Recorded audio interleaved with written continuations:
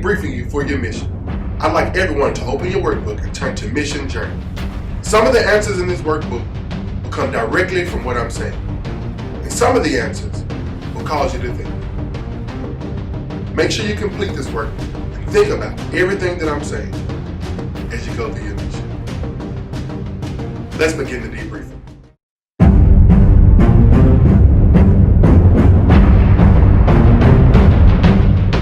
I'm Agent Bogan, Calvin Bogan, and today I want to debrief you on your mission.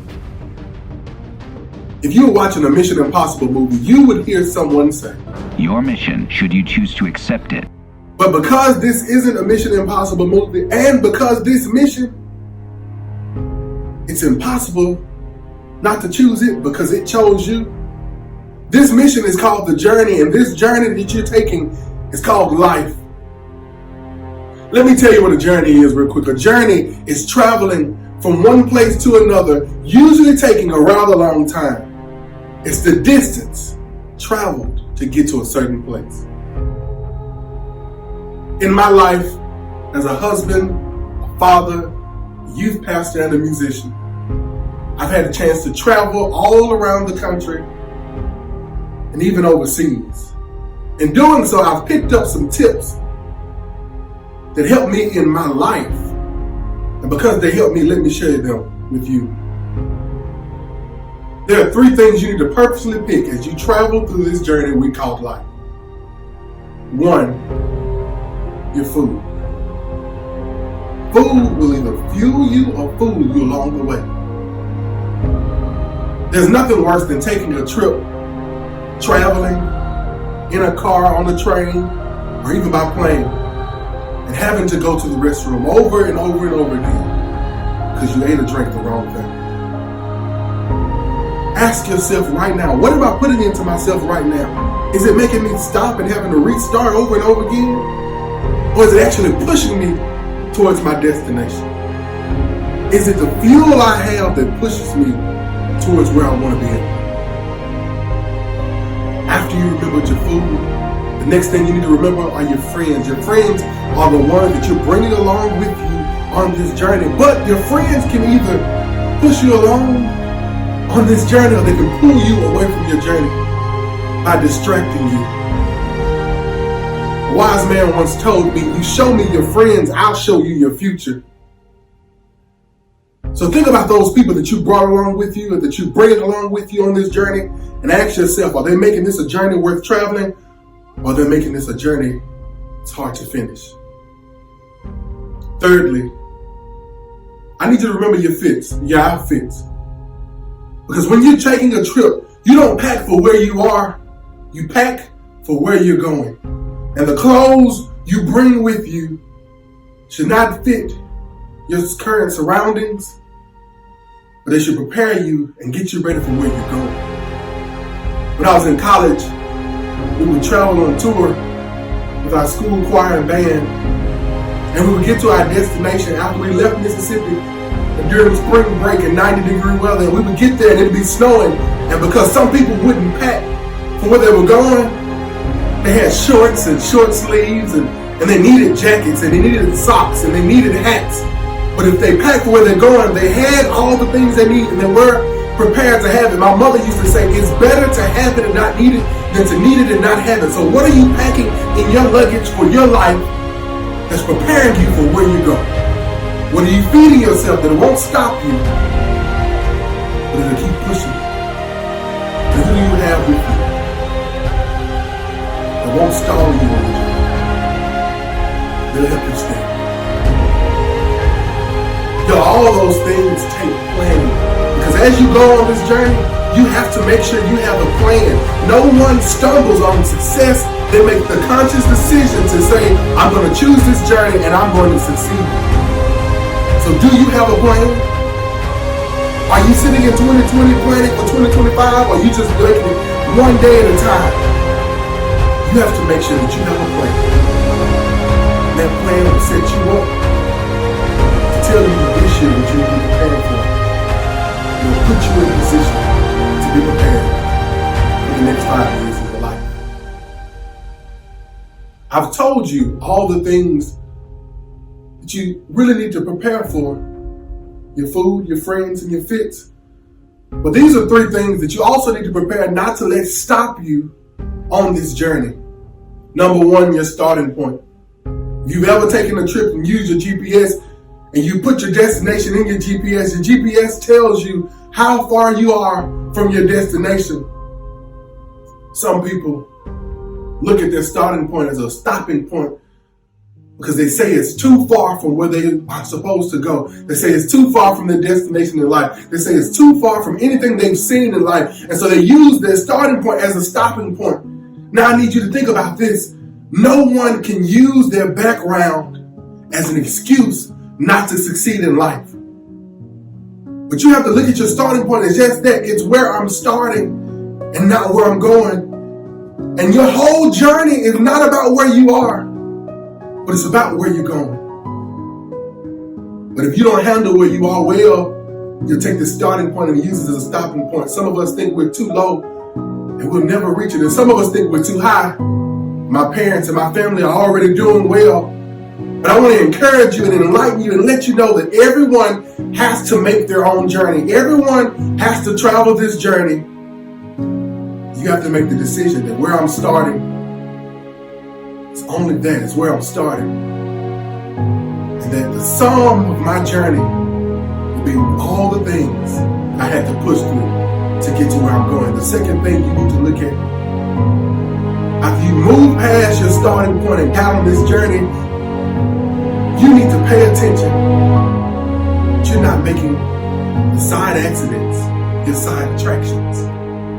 That you don't look too long at the things going on the side, even if they're your own accidents.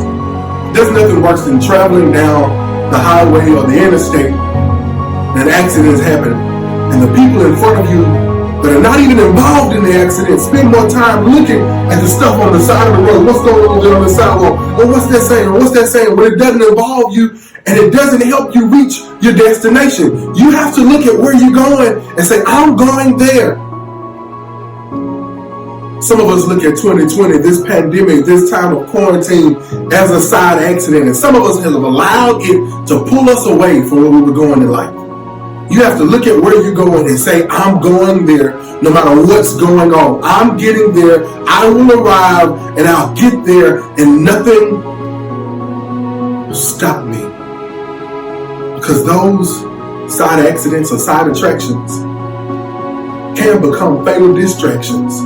Because if you pay too much attention to the things that are going on the side of the road, you'll find yourself in an accident yourself.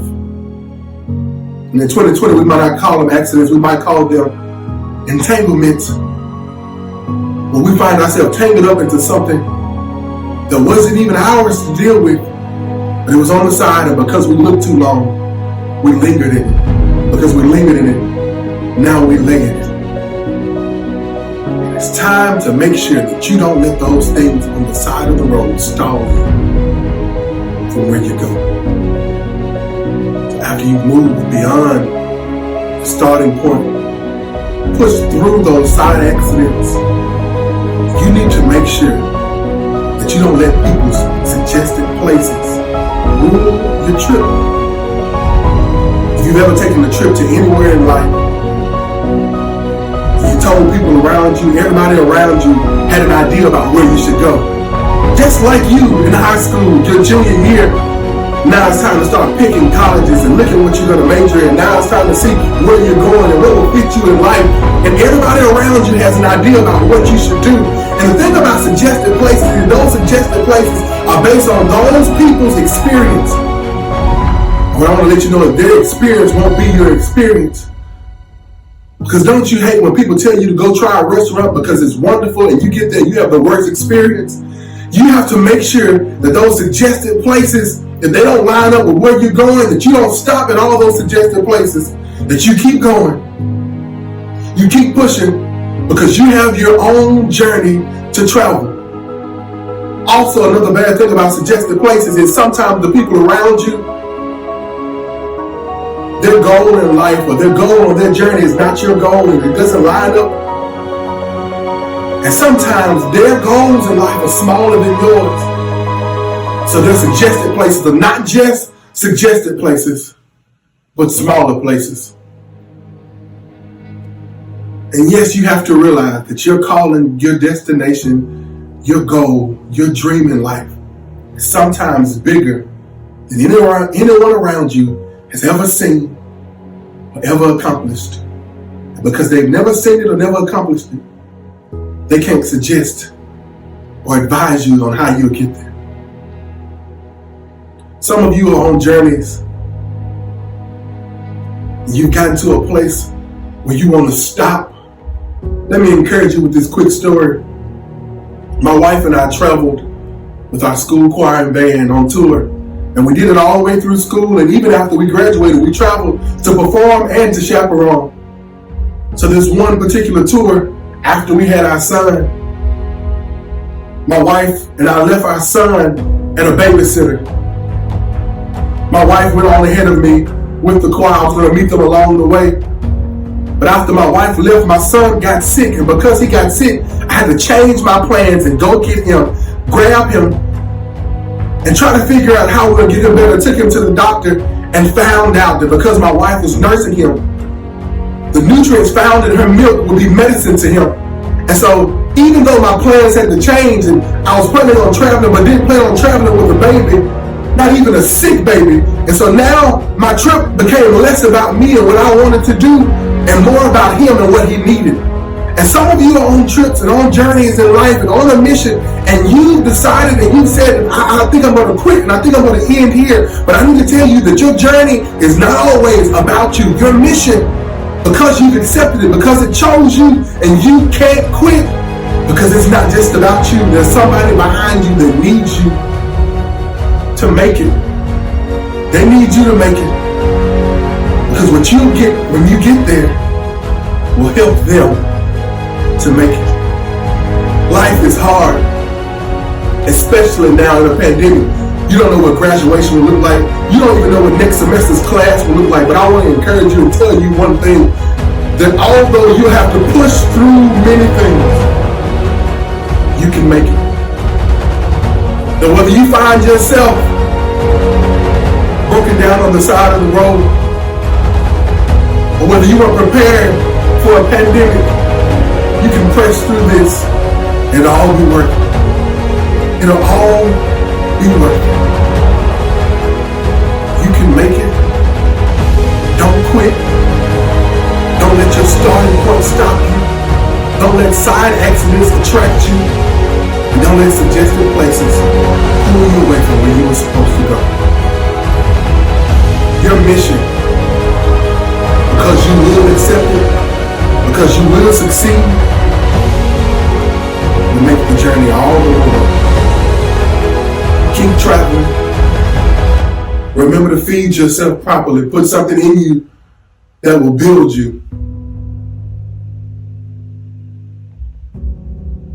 Have friends that will encourage you. And make sure you've packed for where you're going and not where you are. Thank you. Now that we've finished debriefing you for your mission, called The Journey, be sure to turn to the page where you see a QR code. Scan the QR code and submit the field report. This mission is not complete until you've completed the field report. Thank you. Good luck on your mission.